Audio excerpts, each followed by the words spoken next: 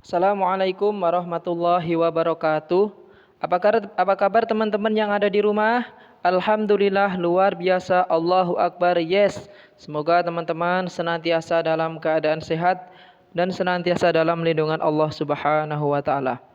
Baik teman-teman, kita melanjutkan pembelajaran tematik yaitu tema yang kelima, pahlawanku. Pertemuan kelima pada kali ini kita akan belajar pelajaran IPS dan bahasa Indonesia. Mari kita simak sama-sama. Tujuan pembelajaran yaitu antum mengamati gambar dan membaca teks singkat tentang para pahlawan nasional. Masih ingat teman-teman apa arti itu pahlawan? Ya, pahlawan itu adalah orang yang rela berkorban dalam membela kebenaran. Pahlawan nasional yang pertama yang akan kita bahas yaitu Imam Bonjol. Materinya dari buku tematik halaman 40 sampai 41. Nama asli beliau adalah Muhammad Syahab atau Peto Syarif, lahir 1772, meninggal 8 November 1864. Beliau menuntut ilmu agama dengan tuankunan receh. Nah, beliau ini berarti orang yang semangat menuntut ilmu yang patut kita tiru. Beliau mendapat gelar Malim Basa. Nah, kemudian beliau mendirikan benteng di kaki bukit Tajadi yang kemudian diberi nama Imam Bonjol karena beliau dikenal dengan Tuanku Imam Bonjol. Beliau adalah pimpinan dari kaum Padri, yaitu kaum agama atau orang yang semangat dalam menuntut agama untuk melawan Belanda. Nah, jadi teman-teman, pahlawan itu pada masa itu sebenarnya banyak, yaitu orang-orang yang berilmu agama yang melawan penjajahan Belanda di Indonesia. Belanda merasa kesulitan menangkap Imam Bonjol. Nah, karena Imam Bonjol ini dianggap menghalang-halangi Belanda, sehingga menggunakan cara-cara yang curang, yaitu Belanda mengundang Imam Bonjol untuk berunding. Tapi di saat itulah Imam Bonjol ditangkap oleh Belanda. Nah, diundang untuk berunding, ternyata curang, akhirnya ditangkap Imam Bonjol. Nah, oke.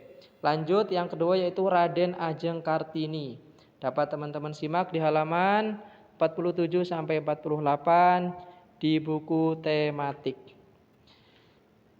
R.A. Kartini atau Raden Ajeng Kartini lahir 21 April 1879, meninggal 13 September 1904. Nah, kakek beliau adalah seorang ulama yaitu Kiai Haji Madirono, seorang guru agama di Telukawur, Jepara, dan Nyai Haji Siti Aminah.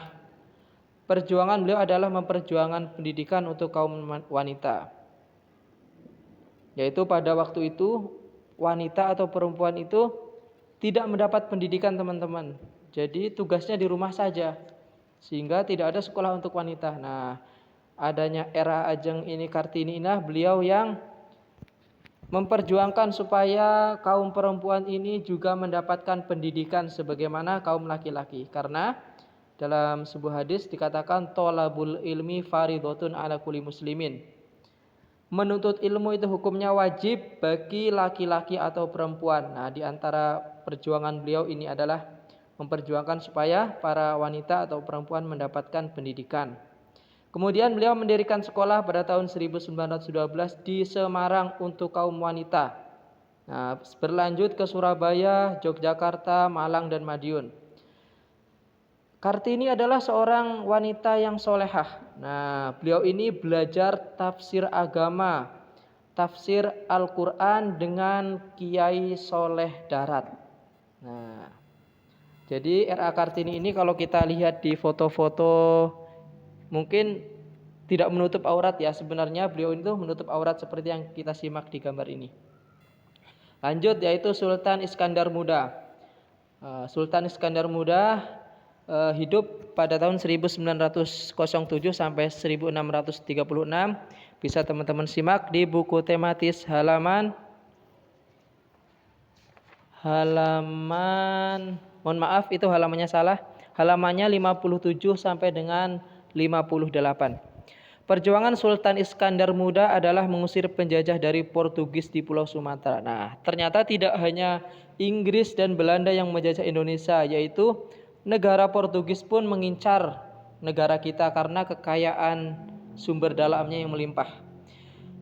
Beliau membangun angkatan perang untuk mengusir penjajah. Nah, pada tahun 1614 membangun Masjid Baitur Rahman di Aceh. Nah, Masjid Baitur Rahman itu adalah masjid kebanggaan orang Aceh, teman-teman. Teman-teman bisa lihat di Aceh itu yang kubahnya berwarna hitam. Nah, jadi pada waktu tsunami tahun 2006, di antara masjid yang tidak terseret oleh tsunami adalah Masjid Baitur Rahman di Aceh, kebanggaan orang Aceh yang dibangun oleh Sultan Iskandar Muda.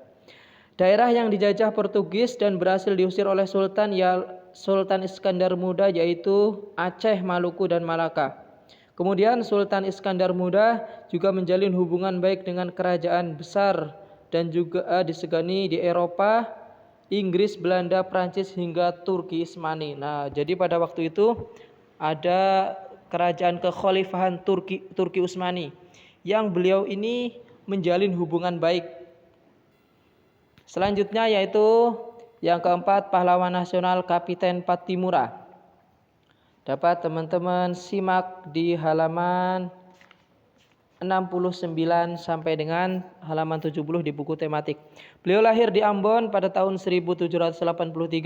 Nama asli beliau adalah Ahmad Lusi atau Thomas Matulisi dikenalnya. Jadi namanya Muslim nih teman, Ahmad Lusi.